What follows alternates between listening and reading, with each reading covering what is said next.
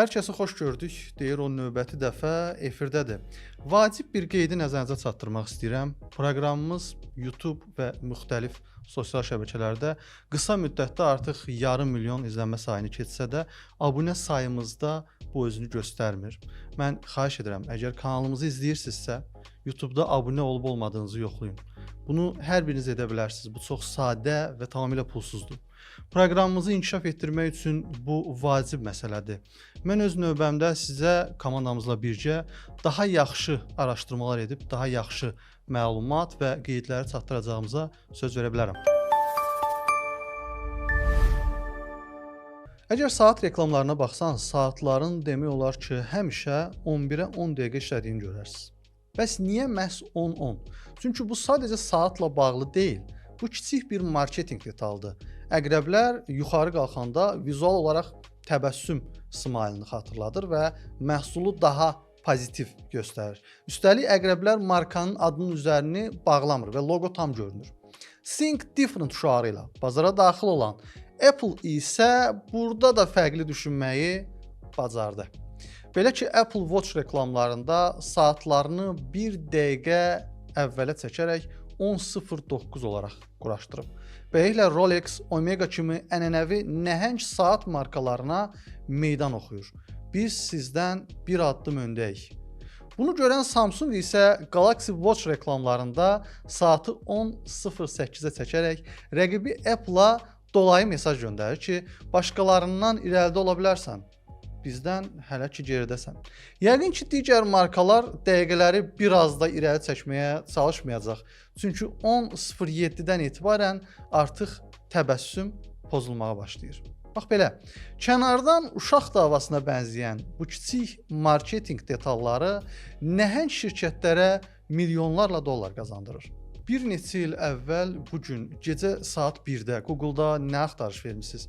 Sizə bunu göstərə bilərəm. Bəli, hətta axtarış tarixçənizi silsəniz belə, Google axtarış keçmişinizi arxa planda nəhəng yaddaş anbarında saxlayır. Buna baxmaq üçün MyActivity Google.com saytına daxil olursunuz, yuxarı sol menyudan digər fəaliyyətlər bölməsini seçirsiniz və bütün illər ərzində Google-da və YouTube-dakı axtarış tarixçəniz qarşınızdadır. Beləliklə, hansı tarixi istəsəniz seçib, həmin gün Google-da nələri axtardığınızı, hansı saytlara daxil olduğunuzu, hansı fəaliyyətlərlə məşğul olduğunuzu və YouTube-da nələri izlədiyinizi görə bilərsiniz. Əgər bütün bu məlumatlarınızın yaddaşda saxlanmasını istəmirsinizsə, tarixçə parametrlərinə daxil olaraq axtarış xidməti tarixçəsini silmə vaxtını 3 ay olaraq seçə bilərsiniz. Belə də sadəcə son 3 ayın tarixçəsi saxlanılacaq. Dəniz suyunu içməli suya çevirmək mümkündür. Amma bunun qarşısında ciddi bir problem var. Ənənəvi duzsuzlaşdırma üsulları çox enerji tələb edir və proses zamanı ətraf mühit üçün problem yarada bilən yüksək duz konsentrasiyalı tullantı brin əmələ gəlir.